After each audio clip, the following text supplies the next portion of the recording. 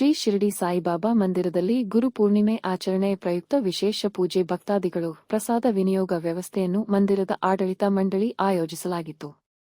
ಶ್ರೀ ಶಿರಡಿ ಸಾಯಿಬಾಬಾ ಮಂದಿರ ಸಂಸ್ಥಾಪಕ ಅಧ್ಯಕ್ಷರು ಪೂಜ್ಯ ಶ್ರೀ ಸಾಯಿ ರಾಮ್ ಪ್ರಸಾದ್ ಗುರೂಜಿ ರವರು ಮಾರ್ಗದರ್ಶನ ಮತ್ತು ಗುರುಗಳ ಆಶೀರ್ವಾದದಿಂದ ಪೂಜಾ ಕಾರ್ಯಕ್ರಮಗಳು ನಿರಂತರವಾಗಿ ನಡೆಯುತ್ತಿದೆ ಎಂದು ಆಡಳಿತ ಮಂಡಳಿ ಮುಖ್ಯಸ್ಥರು ಸುದ್ದಿಗಾರರೊಂದಿಗೆ ಮಾತನಾಡಿ ತಮ್ಮ ಅಭಿಪ್ರಾಯ ಹಂಚಿಕೊಂಡರು.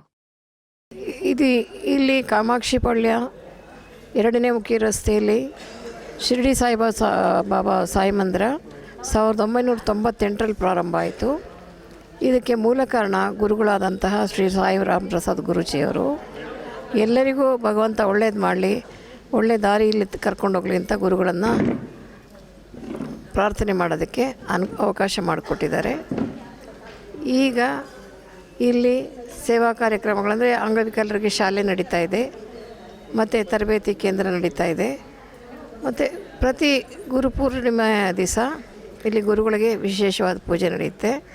ಗುರುಗಳ ಪೂಜೆ ಏನಕ್ಕೆ ಮಾಡ್ತೀವಿ ಅಂದರೆ ಗುರುಗಳು ನಮ್ಮ ಅಂಧಕಾರವನ್ನು ಕಳೆದು ಬೆಳಕು ತರುವಂಥ ದಿನ ಬಂದುಬಿಟ್ಟು ಆಷಾಢ ಹುಣ್ಣಿಮೆ ದಿವಸ ಗುರುಪೂರ್ಣಿಮೆ ಮಾಡ್ತೀವಿ. ಶ್ರೀಮತಿ ನಾಗವೇಣಮ್ಮ ರಾಮಪ್ರಸಾದ್ ಅವರು ಶ್ರೀ ಗುರೂಜಿ ರಾಮಪ್ರಸಾದ್ ಅವರ ಧರ್ಮಪತ್ನಿ.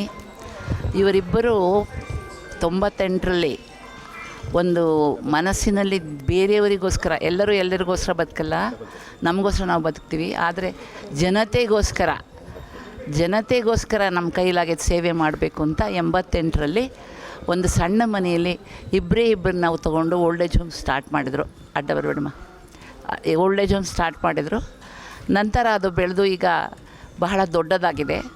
ಅಂಗವಿಕಲ ಮಕ್ಕಳರು ಮತ್ತು ಕಿವಡುಮುಖ ಮಕ್ಕಳ ಶಾಲೆ, ಬುದ್ಧಿಮಾಂದ್ಯ ಮಕ್ಕಳ ಶಾಲೆ ಮತ್ತು ಡಿಸೈಬಲ್ಡ್ ಗರ್ಲ್ಸ್ ಹಾಸ್ಟೆಲ್ ಎಲ್ಲನೂ ನಡೆಸ್ತಾ ಇದ್ದಾರೆ. ಎಲ್ಲ ಫ್ರೀ ಮಾಡ್ತಾ ಇದ್ದಾರೆ.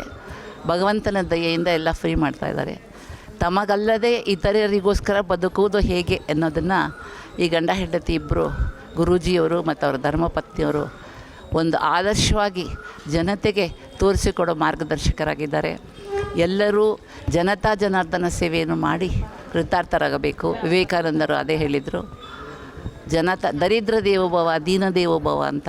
ಇವರು ಅವರನ್ನು ಯಾರನ್ನೂ ದೀನ ದೇವೋಭವ ದರಿದ್ರ ದೇವೋಭವ ಅಂತ ನೋಡಲ್ಲ. ವೃದ್ಧಾಶ್ರಮ ಅನಾಥಾಶ್ರಮ ಅನ್ನೋದಿಲ್ಲ. ಭಗವಂತನ ದಯೆಯಿಂದ ನಾವು ಇವರ ಸೇವೆ ಮಾಡಲು ಅನುಕೂಲ ಮಾಡಿಕೊಟ್ಟಿದ್ದಾನೆ ಅಂತ ಹೇಳಿ ಅವರೆಲ್ಲರನ್ನೂ ನೋಡ್ಕೊಳ್ತಾ ಇದ್ದಾರೆ. ಭಗವಂತ ಶ್ರೀಮತಿ ನಾಗವೇಣಮ್ಮ ಮತ್ತು ಅವ್ರ ಮಕ್ಕಳಿಗೆಲ್ಲರಿಗೂ ಒಳ್ಳೆಯ ಆಯಸ್ಸು ಆರೋಗ್ಯ ಕೊಟ್ಟು ಈ ಸೇವೆಯನ್ನು ನಿರಂತರವಾಗಿ ಜನತೆಗೋಸ್ಕರ ಸಮಾಜಕ್ಕೋಸ್ಕರ ನಡೆಸ್ಕೊಡ್ಲಿ ಅಂತ ಭಗವಂತ ಆಶೀರ್ವಾದ ಮಾಡಲಿ ಅಂತ ಕೇಳ್ಕೊಳ್ತಾ ಸೇವೆ ಮಾಡ್ತೀವಿ. ಎಲ್ಲರಿಗೂ ಭಕ್ತಾದಿಗಳಿಗೆ ಎಲ್ಲರಿಗೂ ದರ್ಶನ ಚೆನ್ನಾಗಿ ಮಾಡ್ತಾರೆ. ಎಲ್ಲ ಅನುಕೂಲ ಮಾಡಿಕೊಟ್ಟವ್ರೆ. ಎಲ್ಲ ಅಲಂಕಾರ ಎಲ್ಲ ಚೆನ್ನಾಗಿ ಮಾಡವ್ರೆ. ತುಂಬ ಚೆನ್ನಾಗಾಗಿದೆ.